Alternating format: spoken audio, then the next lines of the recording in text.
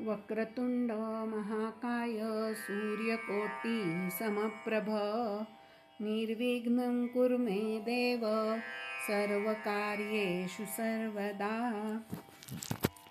या कुन्देन्दुतुषारहारधवला या शुभ्रवस्त्रावृता या वीणावरदण्डमण्डितकरा या श्वेतपद्मासना या ब्रह्माच्युतशङ्करप्रभृतिभिर्देवैः सदा वन्दिता सा मां पातु सरस्वती भगवती निःशेषजाड्यापहा।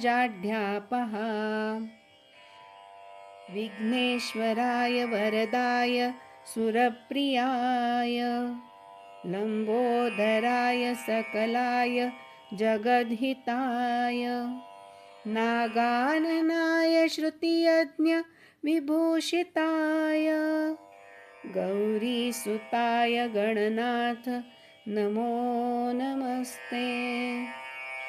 वसुदेवसुतं देवं कंसचाणूरमर्दनं देवकी परमानन्दं कृष्णं वन्दे जगद्गुरुं। मूकं करोति वाचालं पङ्गुल्लङ्घयते गिरिं यत्कृपातमहं वन्दे परमानन्दमाधवम्।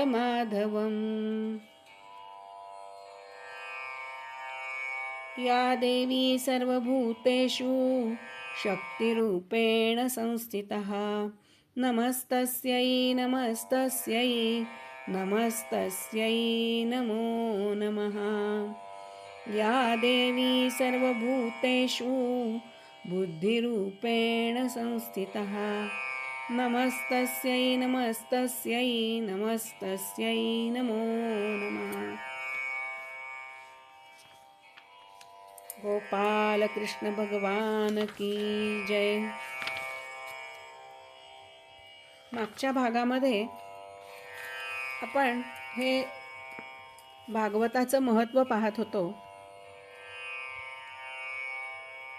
तर या भागवताचे एकंदर 18,000 श्लोक आणि 12 स्कंद आहेत। शुकदेव आणि परीक्षित यांचा संवाद याच्यामध्ये आलेला आहे। असं म्हणलं जातं किम श्रुतैर्बहुभिः शास्त्रैः पुराणैश्च भ्रमावहै एकं भागवतं शास्त्रं मुक्तिदानेन गर्जति। ज्या घरात नित्य भागवताची कथा सांगितली जाते असं घर हे तीर्थक्षेत्रच होऊन जातं आणि त्या घरातल्या लोकांची सर्व पाप ही नष्ट होऊन जातात। हजारो अश्वमेध आणि शेकडो वाजपेयी यज्ञ या शुकशास्त्राच्या 16व्या भागाची तुलना करू शकत नाहीत।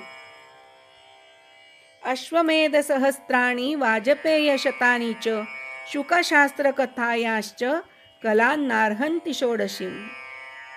इतकं या भागवत कथेचं महत्त्व सांगितलेलं आहे। न गंगा न गया काशी पुष्करम न प्रयागकम शुकशास्त्र कथायाश्च फलेन समता लभेत। आपल्याला जर मोक्षप्राप्तीची इच्छा असेल तर गंगा गया काशी पुष्कर प्रयाग या तीर्थांची यात्रा सुद्धा करायची जरूर नाही। आपण 7 दिवसाचा फक्त भागवताचा सप्ताह श्रवण करा, तुम्हाला या सगळ्या तीर्थक्षेत्रांना गेल्याचं पुण्य मिळेल आणि मुक्तीचा मार्ग तुम्हाला सापडेल। असं या भागवताचं महत्त्व आहे। आणि हा भागवत ऐकण्याचा अधिकार कोणाकोणाला आहे ते आपल्याला बघायचं। तर हा भागवत ऐकण्याचा अधिकार सगळ्यांना दिलाय, असं काही म्हणलेलं नाही शास्त्राचा की अमुक वर्णाच्या लोकांनीच भागवत ऐकायचा। तर हा तिथे दिलेला आहे असं की भागवत हा वेदांचा भाग नसून तो एक शास्त्र आहे आणि श्रोता आणि वक्ता हे दोन्ही अधिकारी असावेत। श्रवणाची 3 प्रधान अंग त्याच्यामध्ये सांगितली आहेत।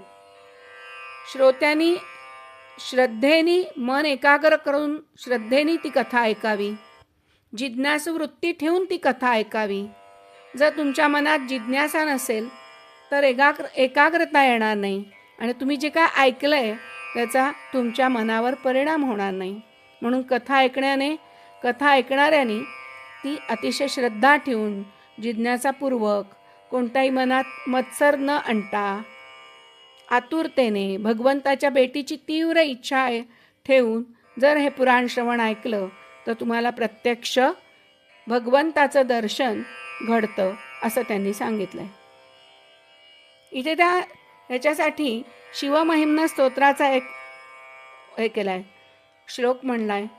ममत्वेत्ता वाणीं गुणकथन पुण्येन भवतः पुनामीत्यर्थेऽस्मिन् पुरमथन बुद्धिर्व्यवसिता.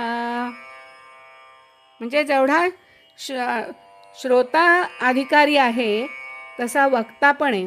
वक्त्याला पण सांगण्याचा अधिकार जेव्हा येतो तेव्हा त्याचं मन पण ही कथा सांगण्यासाठी स्थिर असलं पाहिजे आणि तो पण प्रभुप्रेमाने वेडा झालेला असला पाहिजे. हे तो कशासाठी भागवताचं दान देतोय तर माझं स्वतःचं कल्याण करायचं आहे. ही कथा सांगून माझी वाणी पवित्र करायची आहे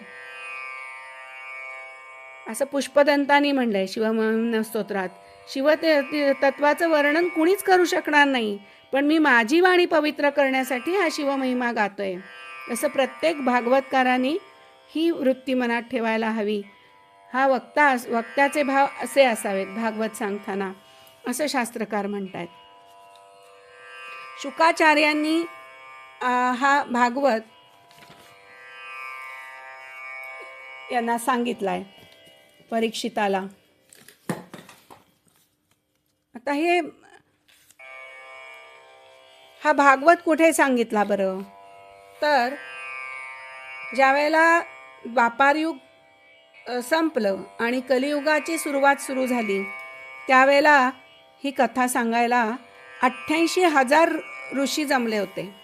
त्यांना असं वाटलं की आता ह्या कलियुग सुरू झालं तर कलियुगामध्ये भांडणं वाढली, कलह वाढले, माणसं एकमेकांना विचारेनाशी झाली, तर आता लोकांना मार्गदर्शन करण्यासाठी, उपदेश करण्यासाठी काहीतरी शास्त्र असलं पाहिजे. तर ते सगळे ऋषी ब्रह्मदेवांकडे गेले की आता आम्हाला या सृष्टीमध्ये एखादी अशी कोरी भूमी सांगा की जिथे आम्ही तप करू, यज्ञ करू आणि लोकांच्या वर्तणुकीत चांगले बदल घडावे, लोकांचं भलं व्हावं, त्यांचं चांगलं व्हावं, यासाठी आम्हाला काहीतरी करता येईल. यासाठी आम्हाला एक चांगली भूमी द्या यज्ञ होम करायला. त्यावेळेला ब्रह्मदेवांनी मनोमय चक्र पृथ्वीवर सोडलं आणि हे मनोमय चक्र पृथ्वीवर गेल्यानंतर ते निमिषभर एका अरण्यात थांबलं. ते ज्या अरण्यात थांबलं त्याला नैमिषारण्य असं नाव पडलं.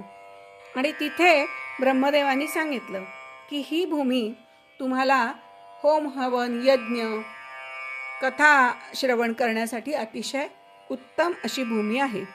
आणि ज्या वेळेला ते मनोमय चक्र तिथे थांबलं त्यावेळेला सगळे ते ऋषी त्या चक्राच्या मागे फिरतच होते. मग सगळे ऋषी तिथे होते. 88,000 ऋषी त्या नैमिषारण्यामध्ये होते. त्यावेळेला तिथे ललिता देवी पण प्रगट झाली. गोमती नदी किनारी हे असं मग भागवत कथेचं श्रवण सुरू झालेलं आहे. आता भागवत कथा ही कोणी लिहिली तर व्यास महर्षींनी लिहिली. व्यासांनी 17 पुराणं लिहिली आणि 4 वेदांचं 4 विभागात वर्गीकरण पण केलं. आणि हे 18वं पुराण व्यासाने लिहिलेलं होतं. आता पुराण म्हणजे काय तर जे कधीच जुनं होत नाही, परत परत नवीन नवीन होत राहतं. म्हणजे त्याच्यामध्ये जे बदल आहे, त्याच्यामध्ये ज्या कथा सांगितल्या आहेत त्या कधीच जुन्या होत नाही. त्या आत्ताच्या काळाला सुद्धा त्या लागू पडतात त्यातले उपदेश, म्हणून त्याला पुराण असं म्हणायचं. तर आपल्याला भागवतामध्ये किती पुराणं आहेत त्याचा एक श्लोक सांगितला आहे. ब्राह्मं पाद्मं वैष्णवं च शैवं लैंगं सगारुडं नारदीय भागवतम आग्नेय स्कंदम संज्ञितं भविष्य ब्रह्मवैवर्तं मार्कंडेयं सवामनं वाराहं मात्स्यं कौर्मं च ब्रह्मांडम. अशा प्रकारे 18 पुराणांचा त्याच्यात उल्लेख केलेला आहे. मत्स्य, मार्कंडेय, भागवतात 2 आहेत, देवी भागवत आणि कृष्णाचं भागवत. भविष्य, वराह, वामन, विष्णू, वायू, अग्नी, नारद आणि पद्म. तर असे सर्व पुराणांचे मिळून श्लोकांची 4 लाख श्लोक आहेत एकंदर.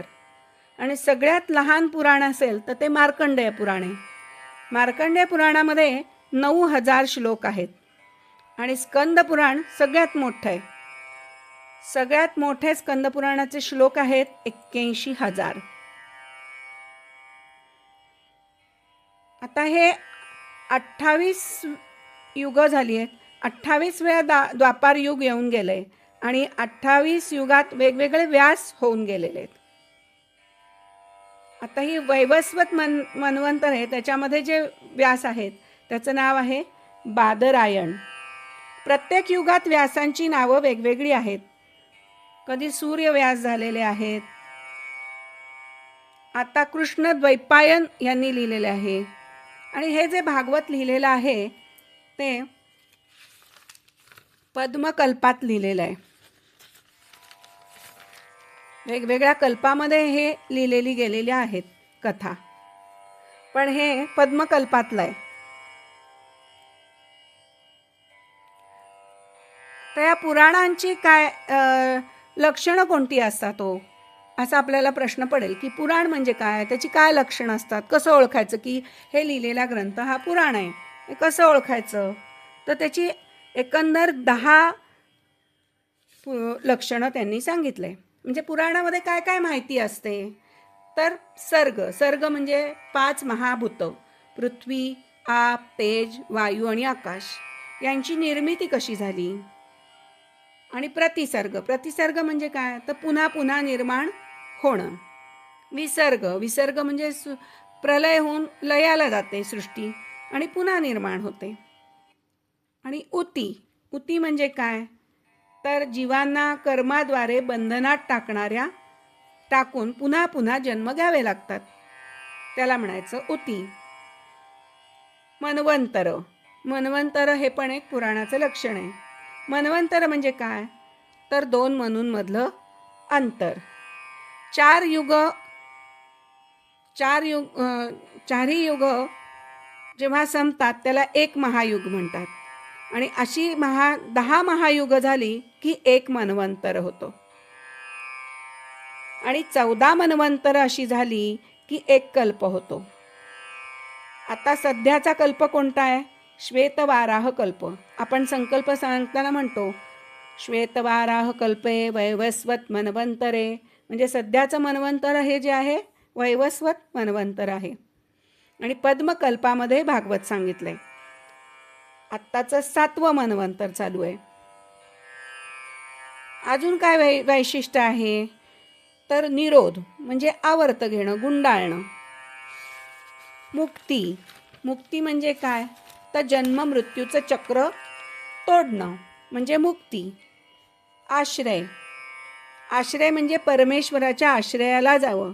या ज्या गोष्टी सांगितल्या की परमेश्वराचा आपल्याला आश्रय घ्यावा, अशा गोष्टी सांगितल्या जातात ज्या ग्रंथामध्ये, या सर्व गोष्टींना पुराण असं म्हटलेलं आहे. आता या भागवताचा अर्थ आपण बघूया. भागवत ही, या भागवत ग्रंथाची देवता कोण आहे, तर श्रीकृष्ण आहे. आणि हे सगळा भागवत ग्रंथ जो लिहिला आहे तो अनुष्टुप छंदामध्ये लिहिलेला आहे. त्याची शक्ती कोणती आहे भागवत ग्रंथाची, तर भक्ती ही त्याची शक्ती आहे. आणि भाषा आहे त्याची संस्कृत भाषा आहे. आता भागवताचा संपूर्ण शब्दाचा अर्थ इतका सुंदर सांगितला आहे. भागवत मधला भावते, भाती सर्वेषु लोकेषु, म्हणजे सगळ्या लोकांना आवडणारं असं भागवत. गचा अर्थ काय, गीयते नारदात इति, म्हणजे नारद आदी नारद इति असे जे ऋषी आहेत ज्यांनी ते गायलंय, गीयते नारदात इति. आता आपण पुढे बघणार आहोत ते कसं कसं कोणी कोणी सांगितलंय कोणाकोणाला ते.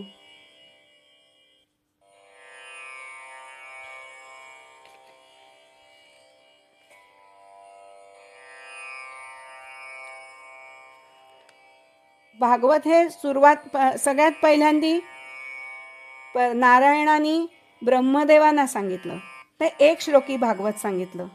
ब्रह्मदेवानी नारदांना सांगितलं, ते पण एक श्लोकी सांगितलं. पण नारदांनी व्यासांना सांगताना 4 श्लोकामध्ये भागवत सांगितलं. आणि मग व्यासांनी त्याचे 18,000 श्लोक भागवताचे केलेत. हे जे मूळ भागवत आहे ते 4 श्लोकांचं आहे.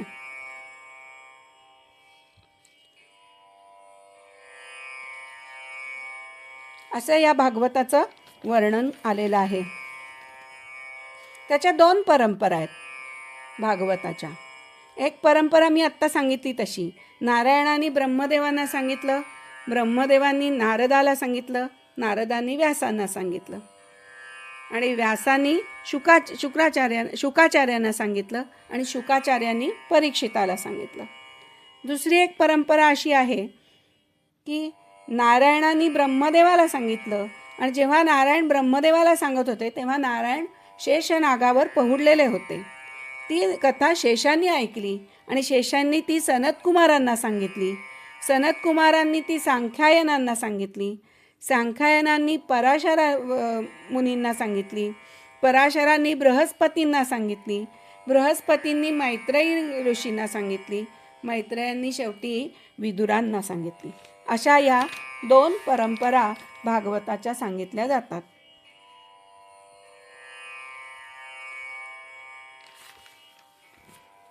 आता या भागवतात परमेश्वराचे आपण नेहमी ऐकतो की परमेश्वराचे 10 दशावतारे आहेत. सगळ्यांना माहिती आहे की परमेश्वराचे 10 अवतार आहेत. पण भागवतामध्ये इथे आपल्याला काय सांगितलं माहिती आहे का? भागवतामध्ये परमेश्वराचे 24 अवतार सांगितलेले आहेत त्यांनी. सगळ्यात पहिला अवतार सांगितला असेल तर तो सनतकुमारांचा सांगितला आहे. हा सनतकुमारांचा अवतार आहे. हा ब्रह्मचर्याचा प्रतीक आहे ते. जोपर्यंत तुम्ही ब्रह्मचर्य पाळणार नाही तोपर्यंत मन स्थिर राहणार नाही. मन, बुद्धी, चित्त आणि अहंकार हे पवित्र राहण्यासाठी, शुद्ध राहण्यासाठी पहिलं पाऊल म्हणजे ब्रह्मचर्य. दुसरा अवतार आहे तो वाराह. वाराह म्हणजे काय? वाराह म्हणजे श्रेष्ठ दिवस कोणता? ज्या दिवशी सत्कर्म घडते तो दिवस श्रेष्ठ. सत्कर्मात लोभ हा विघ्न करत असतो. माणसाचा लोभ असतो, तो लोभ विघ्न आणत असतो. त्या लोभाला संतोषाने जिंकायचं असतं. म्हणून वाराह हा अवतार हा संतोषाचा अवतार आहे. जी परिस्थिती आपल्या समोर येईल आहे त्या परिस्थितीमध्ये संतोष मानायचा, जास्त लोभ धरायचा नाही. हे या वाराह अवताराचं रहस्य आहे. जे आपल्या पुढे आहे त्याच्यातच समाधान मानायचं आणि संतोषी राहायचं. हे वराह अवताराचं रहस्य. आता तिसरा अवतार आहे तो नारदाचा, म्हणजे भक्तीचा अवतार आहे. प्राप्त स्थिती संतोष मानल्याने साधकाला नारदाची म्हणजे भक्तीची प्राप्ती होते. नारदांनी काय लिहिलंय तर भक्तिसूत्र लिहिली आहेत त्यांनी, म्हणून ते भक्तीचे आचार्य मानले जातात. आता चौथा अवतार कोणता आहे तर नरनारायणाचा आहे. भक्तीची प्राप्ती झाली तर भगवंताचा साक्षात्कार होतो आणि भक्तीने भगवंताची प्राप्ती होते. पण भक्तीला ज्ञान आणि वैराग्य सुद्धा आवश्यक आहे बरं का. त्यासाठी हा 5वा अवतार. 5वा अवतार आहे तो कपिल देवांचा आहे, ज्ञान आणि वैराग्याचा. वैराग्य जीवनात उतरलं पाहिजे. ज्ञान आणि वैराग्यासहित भक्ती असेल तरच ती स्थिर होईल, आणि ती स्थिर झाली की 6वा अवतार दत्तात्रेय. जे वर सांगितलेले 5ही गुण ब्रह्मचर्य, संतोष, ज्ञान, भक्ती, वैराग्य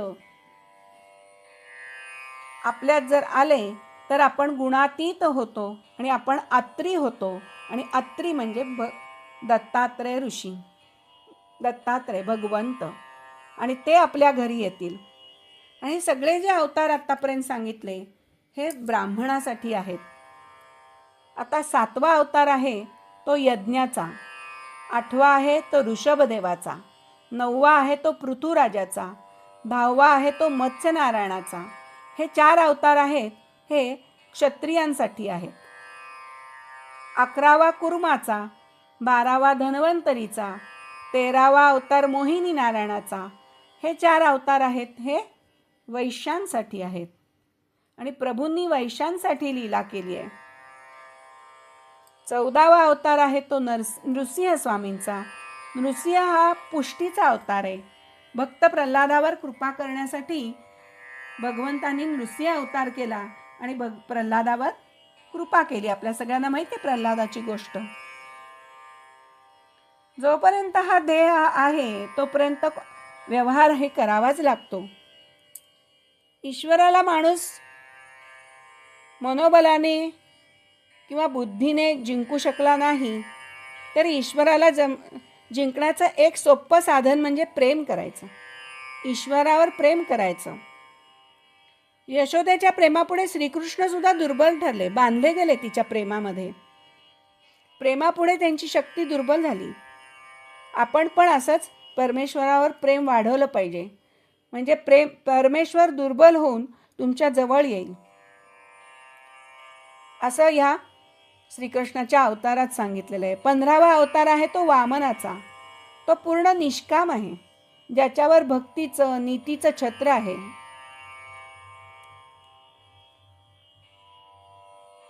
बळीराजा एवढा धर्माने वागणारा होता, त्याच्याकडे धर्माचं कवच होतं.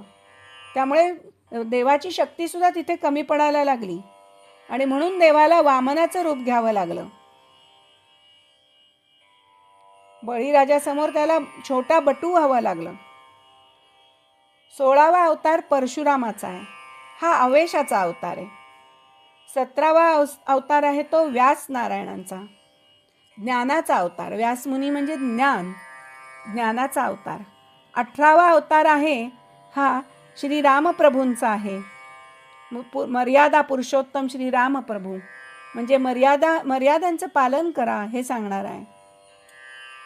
आणि 19वा अवतार म्हणजे कन्हैयाचा अवतार, श्रीकृष्णांचा अवतार. कृष्णस्तु भगवान स्वयं. राम आणि कृष्ण हे दोन्ही एकच आहेत बरं का.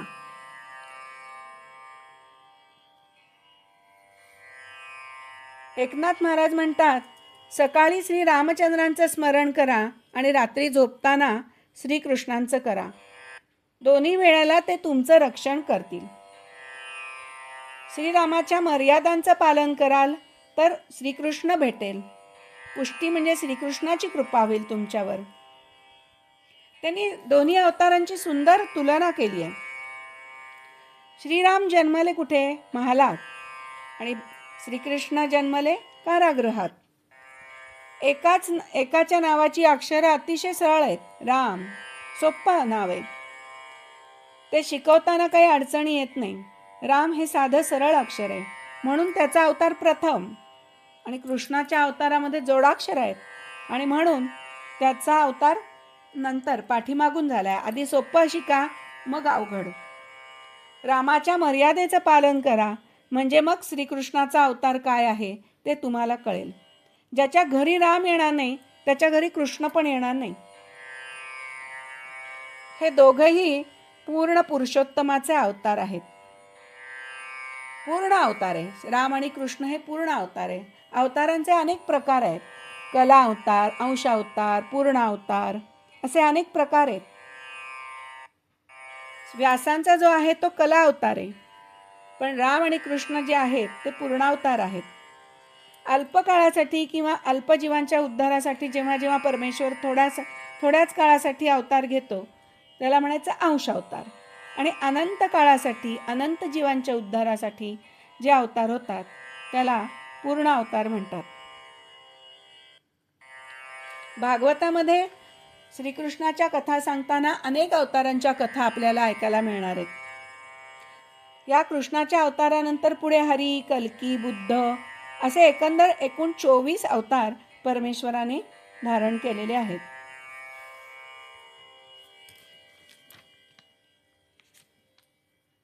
व्यासांनी आता हे भागवताचं पुराण कोणत्या उद्देशाने रचलं बरं?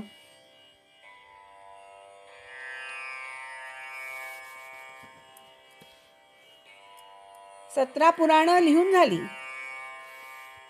व्यासांची, आणि महाभारतासारखा मोठा ग्रंथ लिहिला व्यासाने. पण तो ग्रंथ लिहिला ना तरी सुद्धा त्यांच्या मनामध्ये अजून काहीतरी आपलं लिहायचं राहिलंय. त्यांना वाटतं की काहीतरी माझी चूक झाली आहे, मला काहीतरी अजून माझं काम काहीतरी राहिलंय असं त्यांना वाटायला लागलं. त्यांच्या मनाला काही शांती मिळत नव्हती. ते अस्वस्थ होते आणि आता ते माझ्या अशांतीचं कारण ते स्वतःमध्ये चिंतन करून शोधायला लागले. ते त्यांच्या आश्रमाच्या इथे नदीकिनारी बसलेले आहेत आणि अतिशय खिन्न अवस्थेत आहेत. मी निष्पाप आहे, पण माझ्या मनाला सारखं काहीतरी खटकतंय की माझं कोणतं तरी कार्य अर्धवट राहिलंय. माझी चूक काही मला सापडत नाहीये.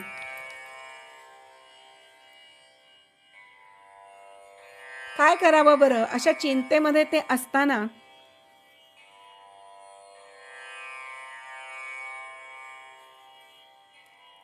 तिथे नारद आलेले आहेत. आणि नारद आल्यानंतर व्यासांना अतिशय आनंद झाला. व्यासाने त्यांना बसायला आसन दिलं, त्यांची चौकशी केली, त्यांना फलाहार अर्पण केला. नारद हा सुद्धा परमेश्वराचाच अवतार आहे.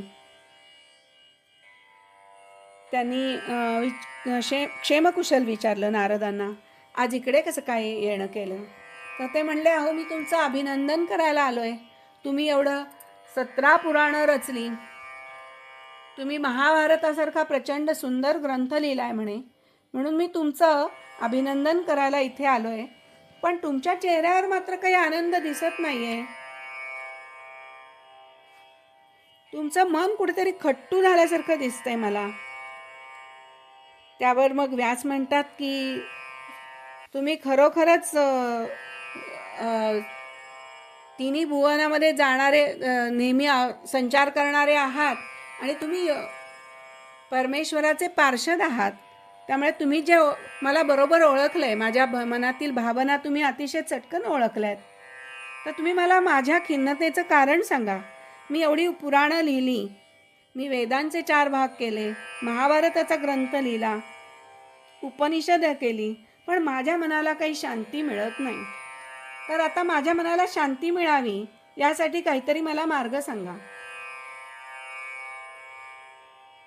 त्यावेळेला नारद म्हणाले,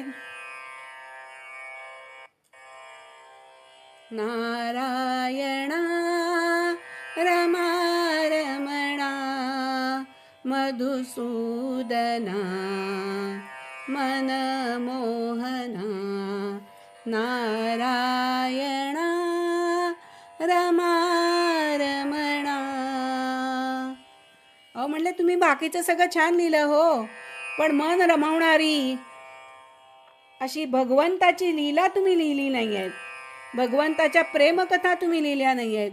भगवंताचा पराक्रम तुम्ही कुठे वर्णन केला नाही आहेत. आणि जोपर्यंत तुम्ही या श्रीकृष्णाच्या लीला वर्णन करत नाही, त्याचं प्रेम वर्णन करत नाही, तोपर्यंत तुमच्या मनाला शांती मिळणार नाही. आणि कलियुगातील लोकांना कृष्ण कीर्तन ऐकल्याशिवाय त्यांच्या लोकांचा उद्धार होणार नाही. आणि कलियुगातील लोकांचा जर उद्धार तुम्हाला करायचा असेल तर कृष्ण कथा श्रवण करणं, कृष्णाचं कीर्तन करणं याशिवाय दुसरा उपाय नाही. माणसांचा उद्धार कोणत्याही दुसऱ्या साधनेने होणार नाही. त्यामुळे तुम्ही कृष्णाचं कीर्तन करा. लोकांना सत्संग मिळाला पाहिजे. सत्संगाचं महत्त्व लोकांना कळलं पाहिजे. तर व्यासमुनी थोडे परत त्यांच्याकडे साशंक होऊन बघतात. तर ते म्हणाले की सत्संगाचं तुम्हाला महत्त्व सांगायचं असेल तर मी माझं स्वतःचंच उदाहरण सांगतो म्हणले. माझे 3 आत्तापर्यंत जन्म झालेले आहेत. म्हणे मी पूर्वीच्या मन्वंतरामध्ये गंधर्व होतो. मी गंधर्व असताना माझा अप्सरेबरोबर विवाह झाला. माझं नाव होतं उपबर्हण. आणि माझ्याकडून गायनाची सेवा करताना एक चूक झाली आणि त्या चुकीमुळे प्रजापतींनी मला शाप दिला की तू पृथ्वीवर आता दासी पुत्र म्हणून जन्माला येशील. आणि त्यानंतर काही काळाने मी दासीपुत्र म्हणून जन्माला आलो.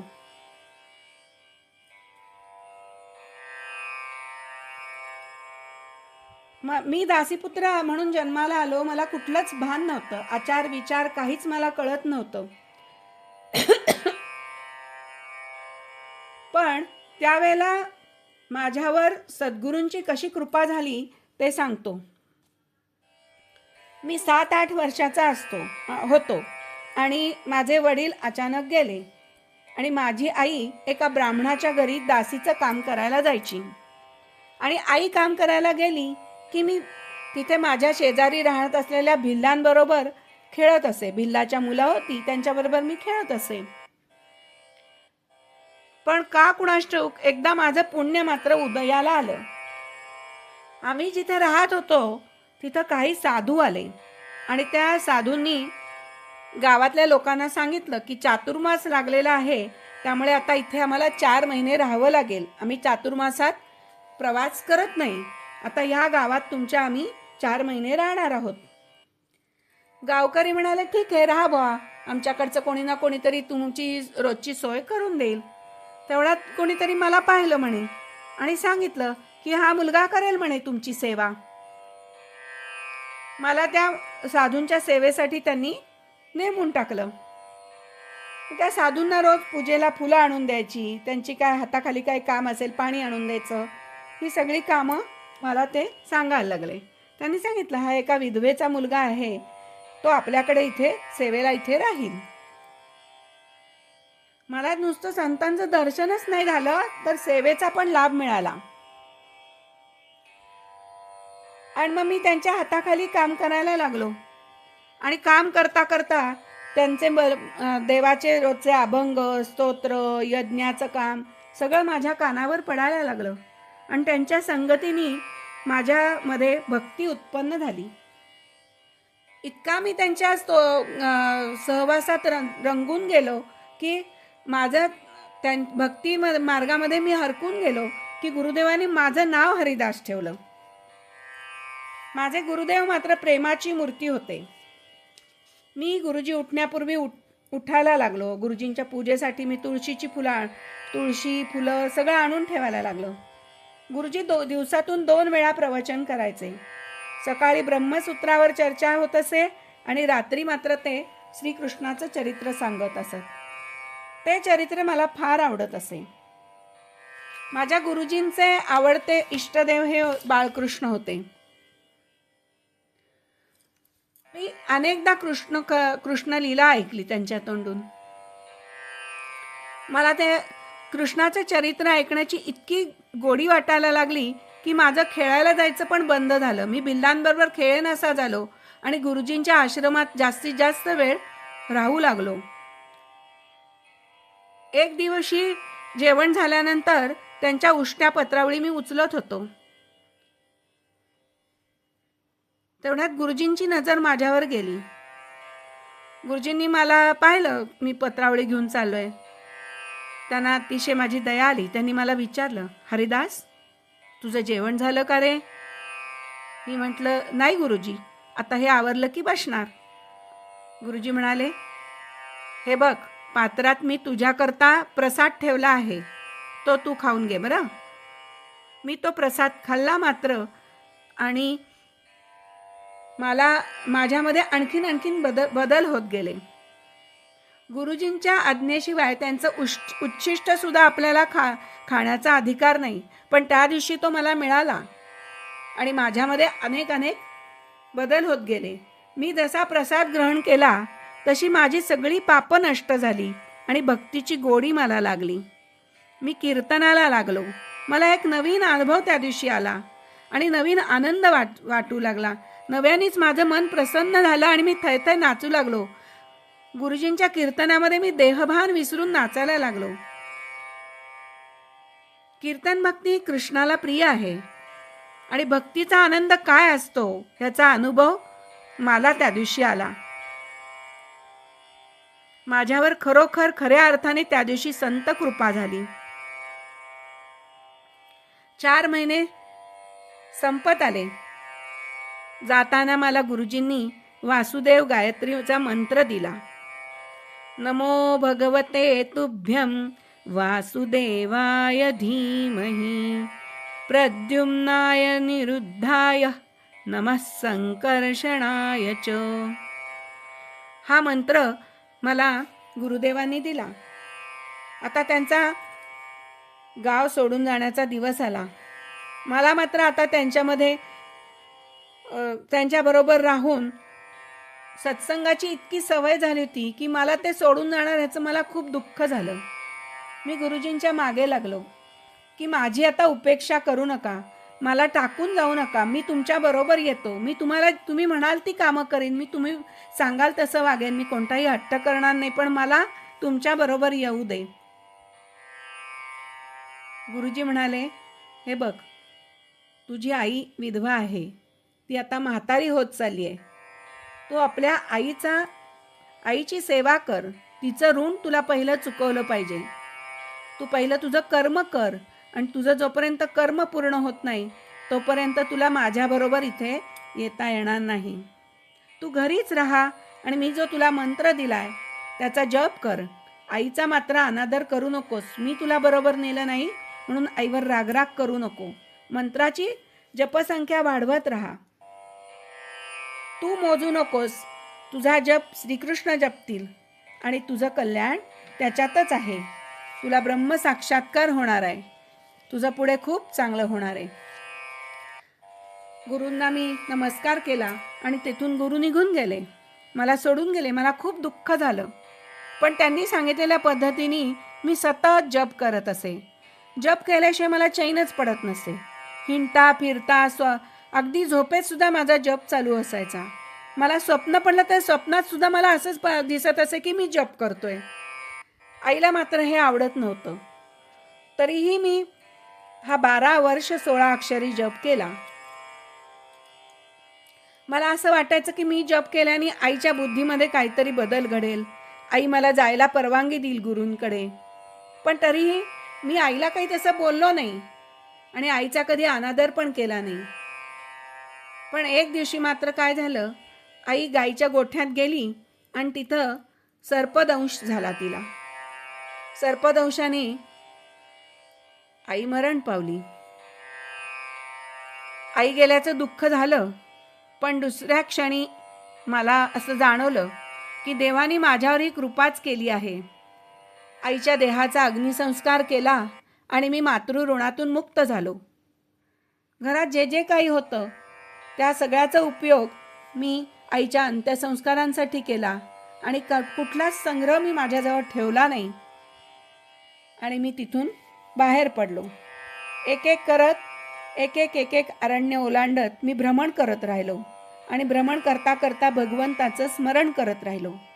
12 वर्ष मी अनेक तीर्थांचं भ्रमण केलं आणि फिरत फिरत फिरत मी गंगेच्या किनारी आलो. गंगेमध्ये स्नान केलं आणि एका पिंपळाच्या वृक्षाखाली बसून मी जप करायला सुरुवात केली. जप करता करता मला ध्यान लागलं आणि ध्यानामध्ये मला त्या दिवशी मला श्रीकृष्णांनी दर्शन दिलं. निळा प्रकाश दिसला मला आणि त्या प्रकाशातून श्रीकृष्ण प्रगट झाले आणि मला बालकृष्णाच्या मनोहर स्वरूपाचं दर्शन झालं. कस्तुरी टिळक लावलेला आहे. वक्षस्थळावर कौस्तुभमण्यांची माळ शोभतीये. डोळे प्रेमाने भरलेले आहेत. त्यांचं ते रूप पाहून मला जो आनंद झाला तो कशातच वर्णन करता येणार नाही. आणि मी त्यांना वंदन करण्यासाठी पुढे सरसावलो मात्र आणि श्रीकृष्ण अंतर्धान पावले. मला प्रश्न पडला की का सोडून गेले. तेवढ्यात एक आकाशवाणी झाली आणि त्या आकाशवाणीने असं सांगितलं की तुझ्या मनामध्ये अजून वासना आहे, सूक्ष्म वासना आहेत, आणि त्यात जोपर्यंत वासना आहे तोपर्यंत तुला पूर्ण दर्शन होणार नाही. या जन्मात तुला काही हे दर्शन माझं होणार नाही. तू अशीच भक्ती कर, प्रेम कर, आणि मग तुला पुढच्या जन्मामध्ये माझं दर्शन होईल, माझा सहवास घडेल, सत्संग घडेल तुला माझा. अशा प्रकारे त्यांनी मला दृष्टांत झाला, आकाशवाणी झाली. आणि मग मी पुन्हा परमेश्वराच्या चिंतनामध्ये राहिलो, असंच फिरत राहिलो, भक्ती करत राहिलो. आणि होता होता अंतकाळी श्रीकृष्णाचं स्मरण करत करत मी प्राण सोडले. माझा मृत्यू मी प्रत्यक्ष पाहिला. मला मरताना अजिबात कष्ट झाले नाहीत. आणि त्यानंतर माझा जन्म ब्रह्मदेवांकडे झाला. पूर्वजन्मातले फळ मला या जन्मात मिळालं आणि माझं नाव नारद ठेवलं गेलं. पूर्वजन्मात केलेल्या भजनाने माझं मन स्थिर झालं. आता ते संसाराकडे जातच नाही. एके दिवशी मी गोलकात गेलो. तेथे सतत रासक्रीडा चालू असते. मला राधाकृष्णांचं दर्शन झालं. मी कीर्तनात अतिशय तन्मय झालो. खूप आनंद झाला. प्रसन्न होऊन राधाजींनी श्रीकृष्णाजवळ माझी शिफारस केली. म्हणले, नारद मुनी आलेत, काहीतरी प्रसाद द्या त्यांना. त्यावेळेला श्रीकृष्णांनी मला प्रसाद म्हणून ही वीणा दिली आहे. आणि त्यांनी मला सांगितलंय, तू श्रीकृष्ण चरित्र कीर्तन करीत करीत जगात भ्रमण कर आणि लोकांना सत्संगाचं मार्गदर्शन कर. भगवंताला कीर्तन भक्ती अतिशय प्रिय आहे. आता ही वीणा घेऊन मी जगात भ्रमण करत असतो. अशा प्रकारे व्यास मुनींना नारद मुनींनी सांगितल्यानंतर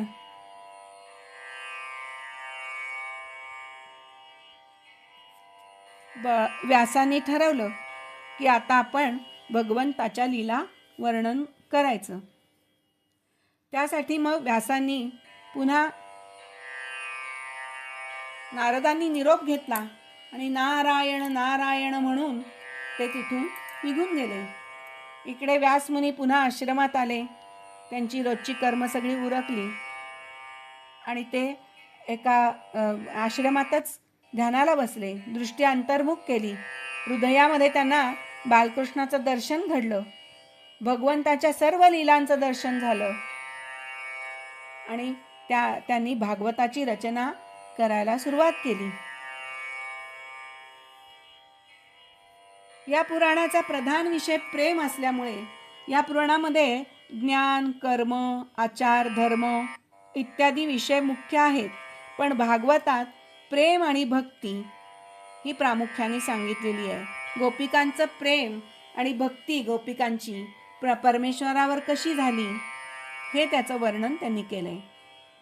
जसं वाल्मिकी रामायण हा आचार प्रधान ग्रंथ आहे, तर तुलसी रामायण हा भक्ती प्रधान ग्रंथ आहे. वाल्मिकी रामायण आधी लिहून झालं, पण वाल्मिकी ऋषींची काही तृप्ती झाली नाही. भगवंतांच्या मंगलमय लीला कथांचं प्रेमपूर्वक वर्णन करायचं अजून शिल्लक राहिलं होतं. आणि त्यासाठी म्हणून कलियुगामध्ये पुन्हा वाल्मिकी ऋषींनी तुलसीदासाच्या रूपात जन्म घेतला आणि तुलसी रामायण हा भक्तिप्रधान प्रभू रामचंद्रांचा ग्रंथ हा त्यांच्या हातून लिहिला गेला. त्याच पद्धतीने व्यासांनी हा भक्ती आणि प्रेमाचा संगम असलेला हा श्रीकृष्णांचा भागवत लिहिलाय. पिबत भागवतम रसमालयम. अशा प्रकारे भक्ती मार्गाने मोक्ष मिळवण्याचा हा भागवताचा ग्रंथ. त्याचा आता आपण पुढच्या भागामध्ये कोणकोणते अवतार झालेत आणि कशा कशा प्रकारे पुढे भगवंतांनी अवतार घेऊन आदर्श घालून दिलाय त्याच्या कथा आपण आता पुढे बघूया. गोपाल कृष्ण भगवान की जय.